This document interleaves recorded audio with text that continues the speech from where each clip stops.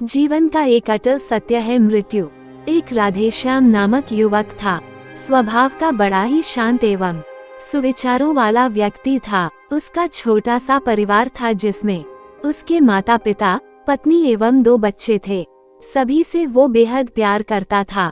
इसके अलावा वो कृष्ण भक्त था और सभी पर दया भाव रखता था। जरूरतमंद की सेवा करता था, किसी को दुख नहीं देता था।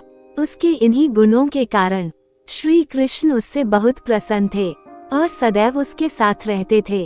और राधेश्याम अपने कृष्ण को देख भी सकता था और बातें भी करता था।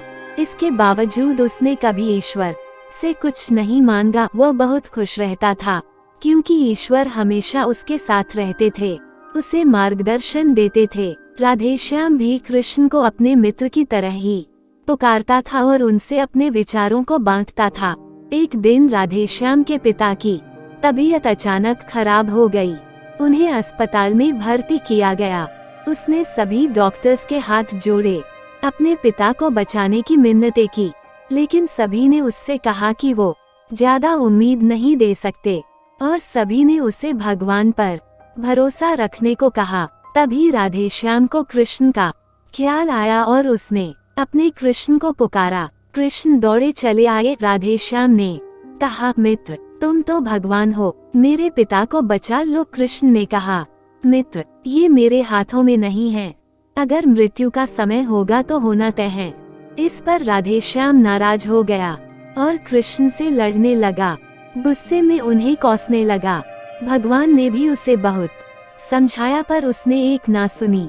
तब भगवान कृष्ण ने उससे कहा, मित्र मैं तुम्हारी मदद कर सकता हूँ, लेकिन इसके लिए तुम्हें एक कार्य करना होगा। राधेश्याम ने तुरंत पूछा, कैसा कार्य?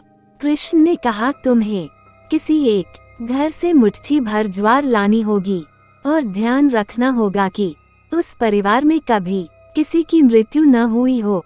राधेश्याम झट से हाँ बोलकर तलाश में निकल गया। उसने कई दरवाजे खटखटाए।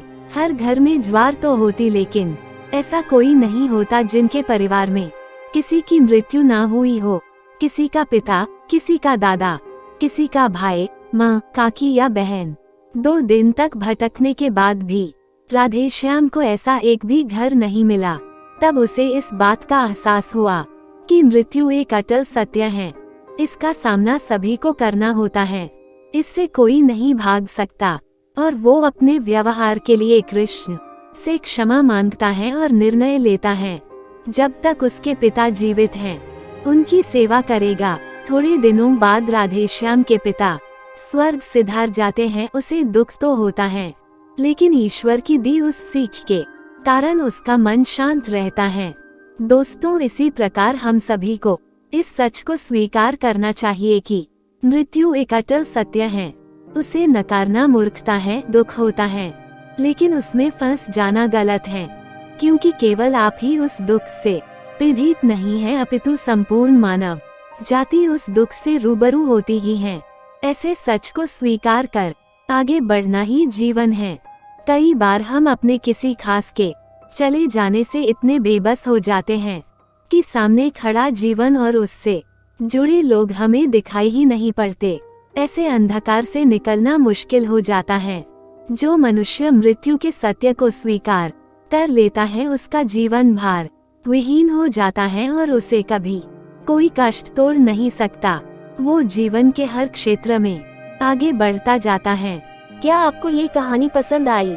कमेंट करके बताएं। इस वीडियो को लाइक और शेयर करें और अगर आप हमारे चैनल पर नए हैं तो प्लीज सब्सक्राइब करें। Thanks for watching.